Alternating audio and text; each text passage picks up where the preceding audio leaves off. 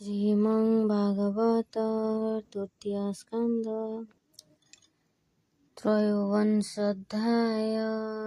मैत्रेय उवाच यमन्तकन्याभिवादैः मनुजे गले रथबाही दृढे रहिले तपस्थाने से नदी तीरे पुष्पवने। एभेह शृण गुरुनाथ कंधर्व मुनिଙ୍କ चरित ଏହାଙ୍କ ପତ୍ନୀ ଦେବହୂତି ସୁଗୁଣ ସୁନ୍ଦର ମୁହୂର୍ତ୍ତି। ସ୍ୱାମୀର ସେବା ଜାଣେ ନିତ୍ୟେ ସେବା କରଇ ସେ ନିରତେ। ଈଶତ ମାର୍ଗେ କାର୍ଯ୍ୟ ବହେ ଭବାନୀ ହର ସେବା ପ୍ରାୟେ। ବିଶ୍ୱାସ ଆତ୍ମା ଶୌଚ ଧର୍ମେ ଧୀର ଗୌରୀବ ତପୋଦନେ। ବର୍ଜିତ କାମ ଦ୍ୱେଷ ହିଂସା ଲୋଭ ନ ଥାଇ ମିଥ୍ୟା ଭାଷା। ଏମନ୍ତେ ଦେବହୂତି ଚାହିଁ ମୁନି ସାଧନେ ଯେହ୍ନେ ବହି। ପତି ଦେବତା ଆଶ୍ୱାସେ ନିରତେ ସେବା ସ୍ୱାମୀ ପାଶେ। ଏମନ୍ତେ ପତିବ୍ରତା ଧର୍ମ ଦେଖି ବିଚାରଇ କନ୍ଧର୍ବ। ଏ ପତିବ୍ରତାଙ୍କ ସାର ସମୃଦ୍ଧ ସୁଶୀଳ ଗମ୍ଭୀର। ଏମନ୍ତ ଗୁଣ ମଧ୍ୟ ଶୁଣି ସେ ପ୍ରେମ ଗନ୍ଧବାଣୀ। ନିଜ କମିନୀ ମୁଖ ଚାହିଁ କନ୍ଧର୍ବ କହେ ପ୍ରେମ ବହି। ଶୁଣ ସୁନ୍ଦରୀ ମୋ ବଚନ ମୋର ବିଷୟ ତୋର ମନ। ଦେଖି ସନ୍ତୋଷ ମୋର ଚିତ ତୁମ୍ଭ ଦୂରିତ ମୋର ଗତ। ପ୍ରାଣୀଙ୍କ ମଧ୍ୟେ ନର ଦେହ ସୁହୃଦ ମଧ୍ୟେ ଅତି ସ୍ନେହ। ସେ ଦେହ ତୋର ପତ୍ନୀ ନାହିଁ ମୋ ପରି ଚେଷ୍ଟ ମନ ଦେଇ। ସୁଧର୍ମ ତପ ପ୍ରାଣୀଙ୍କର ତପ ସମାଧି ବିଦ୍ୟାଧର।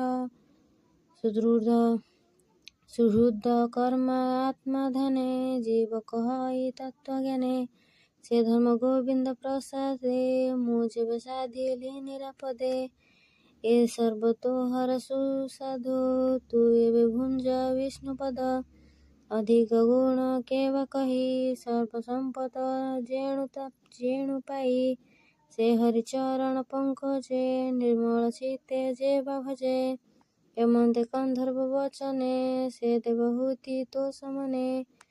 ଦେବହୂତି ଉବାଚ କର୍ତ୍ତା ବଦନ ଚାହିଁ କହେ ଗମ୍ଭୀର କାର୍ଯ୍ୟ ସୁଧାମହେ। ଭୂନାଥ ତୋହର ପ୍ରସାଦେ ତୁମ୍ଭ ଚରଣ ଅପ୍ରମାଦେ। ନିରତେ ହେଉ ମୋର ସେବା ପ୍ରସନ୍ନେ ମତେ ଆଜ୍ଞା ଦେବା। ତୁମ୍ଭେ ମୋହର ତୁଲେ ଏବେ ଗୃହସ୍ଥ ଧର୍ମ ପ୍ରିୟ ଭାବେ। ଅତୁଲ୍ୟ ଧର୍ମ ଭୋଗ କର ଯେ ଧର୍ମ କାମ ଧେନୁ ସାର।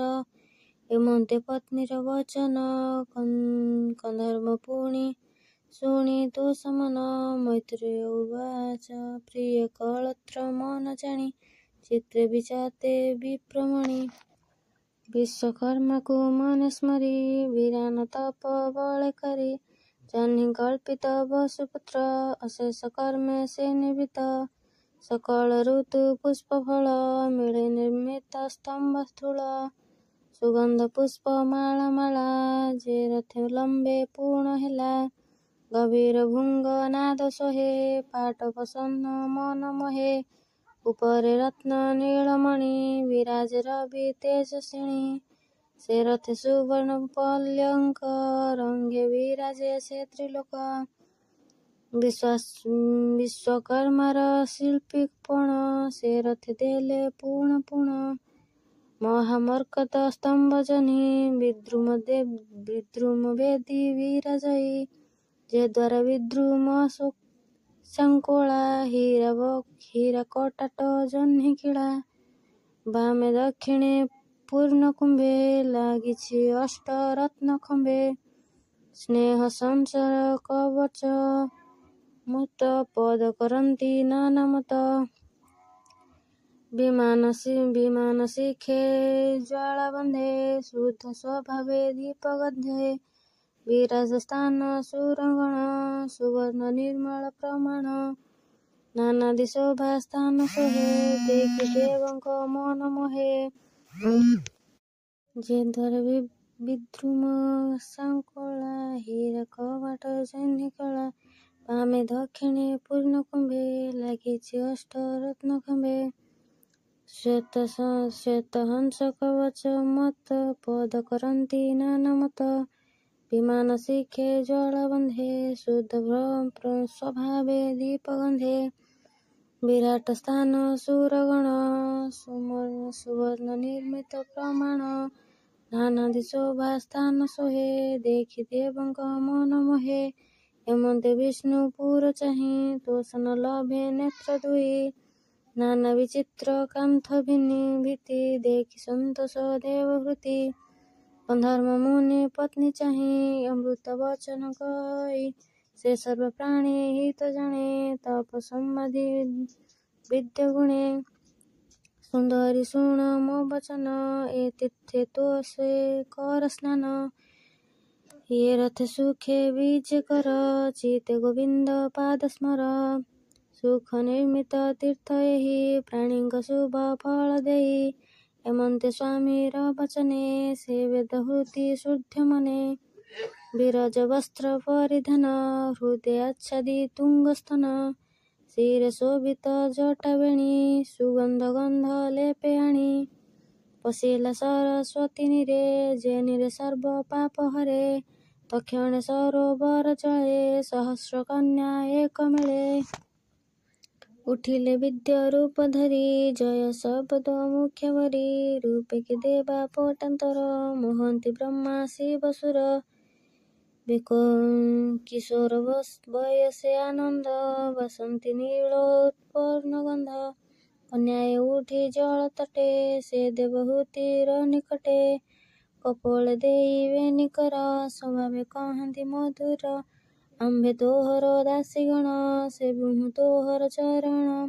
ଦେଖ ଆମ୍ଭର ଦିବ୍ୟ ଦେହ କିସ କରିବୁ ଆଜ୍ଞା ଦିଅ। ଏମନ୍ତେ କହି ଅନ୍ୟଗଣେ ସେ ଦେବହୂତିର କାରଣେ। ତକ୍ଷଣେ ନମସ୍କାର କରି ସର୍ବେ ହୋଇଲେ ଚାରି ଚାରି। ସୁଗନ୍ଧ କନ୍ୟା ଅଙ୍ଗେ ବୋଳି ଆନନ୍ଦେ ଦେଲେ ହୁଳହୁଳି। ସ୍ନାନ କରାଇ ଗଙ୍ଗା ନୀରେ ମଣ୍ଡିଲେ ନାନା ଉପହାରେ। ନୂତନ ବସ୍ତ୍ର ଯୁଗ୍ମ ଦେଲେ ବିବିଧ ଅଳଙ୍କାର ତୁଲେ। ଅମୂଲ୍ୟ ହାର ରତ୍ନପନି ଚନ୍ଦ୍ର କିରଣେ ଝଟକନ୍ତି। କର୍ପୂର ସୁଗନ୍ଧ କୁକୁମ ହୃଦୟ ଲେପେ ସ୍ନେହ ମନ। ଅନ୍ନ ବ୍ୟଞ୍ଜନ ପଡ଼ୋଶରେ ଭୋଜଳ କରନ୍ତି ସନ୍ତୋଷେ। ସୁବାସ ଜଳେ ଆଚମନ କରାଇ ସୁମୁଖ ବାସନ। ଉତ୍ତର ଶସ୍ୟରେ ବସାଇ ଦର୍ପଣ ସମ୍ବର୍ପିତେ ଦେଇ। ଦର୍ପଣେ ଚାହିଁ ମୁଖ ଶୋଭା ଶିରେ ଖୋସିଲେ ପୁଷ୍ପମାଳା। ଦୁର୍ବାକ୍ଷତ ଗନ୍ଧ ଆଣି ଆଶିଷ୍ୟ କନ୍ୟା ଗଣ ଭଣି। ଏମନ୍ତେ ସର୍ବ ପରିବାରି ସୁଲଗ୍ନେ ଶୁଦ୍ଧ ସ୍ନାନ କରି। କଣ୍ଠେ ଲମ୍ବାଇ ରତ୍ନହାରା ହରଷେ ଖଞ୍ଜିଲେ ନୂରୂପ। କଟି ଶୋଭିତ କାଞ୍ଚି ଦାମ ହୃଦେ କାଞ୍ଚିଲା ଅନୁପମ। ଅମୂଲ୍ୟ ହାର ହୃଦେ ସୋହେ ରୂପେ କାମିନୀ ଜନ ମୋହେ। ସୁଧା ଦଚନେ ସୁଧା ହାସ ଅପାଙ୍ଗେ ମୋହର ସଦୃଶ। ଲାଲଟେ ସୁନୀଳ କୁଣ୍ଡଳା ସୁନ୍ଦର ପଦ୍ମ କୋପବଳା। ଏମନ୍ତେ ରୂପ ଶୋଭା ଯେବେ ସ୍ୱାମୀ ସ୍ମରଣେ କରେ ତେବେ। ରୂପ ମୋହର ପ୍ରିୟ ଭାବେ ବାକ୍ୟ କହନ୍ତି ଶିଖି ରବେ। ତକ୍ଷଣେ କନ୍ୟା ଗଣ ତୁଲେ ଋଷିର ସମୀପେ ମିଳିଲେ।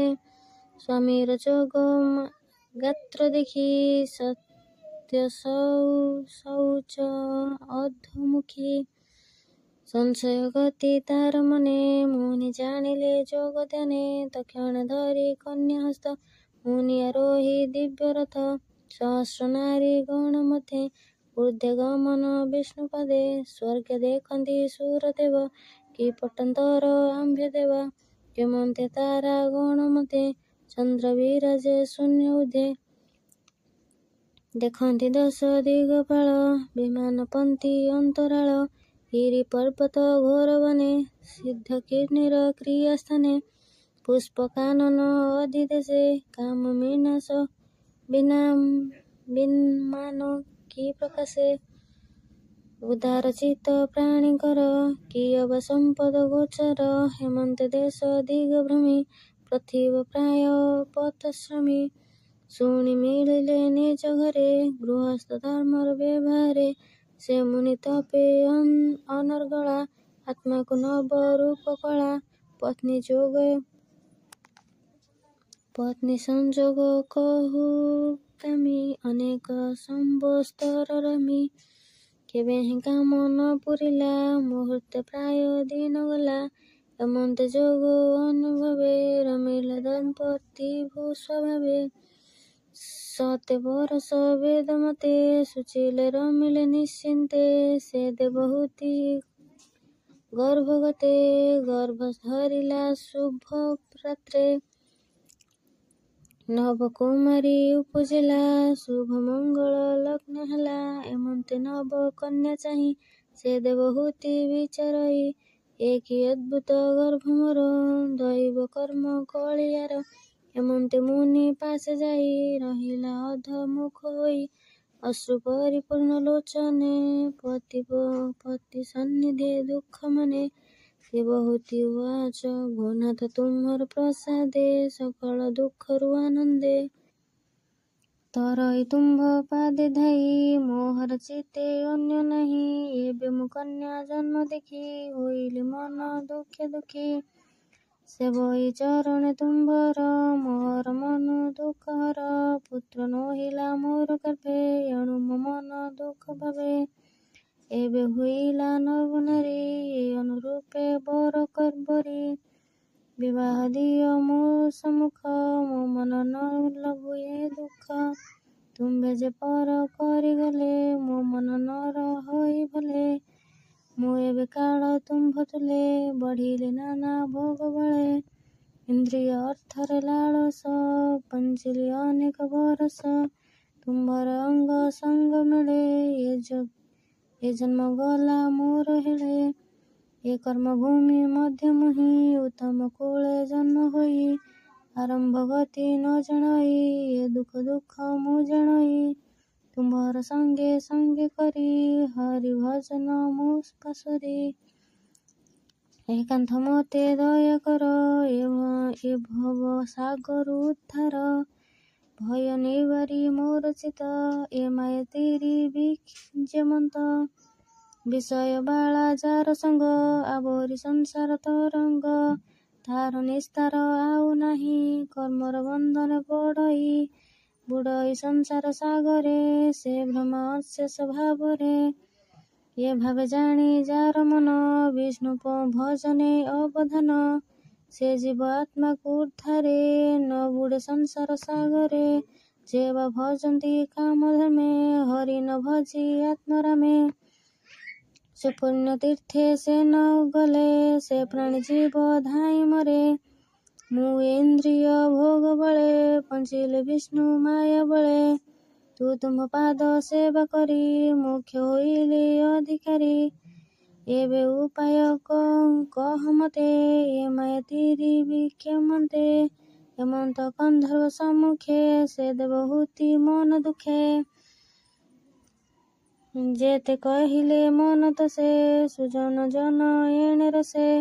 ତୃତୀୟ ସ୍କନ୍ଧେ ଭାଗବତେ କହିଲ ବିପ୍ର ଜଗନ୍ନାଥେ। ଇତି ଶ୍ରୀମଦ୍ ଭାଗବତେ ମହାପୁରାଣେ ପରମାଂଶ ସଂହିତାଏ ଭାଷ୍ୟିକ ତୃତୀୟ ସ୍କନ୍ଧେ ଗନ୍ଧର୍ବ ଋଷି ଗୃହସ୍ଥ ଧର୍ମ କର୍ଣ୍ଣନେ ନାମ ତ୍ରୟୋବିଂଶୋଧ୍ୟାୟ।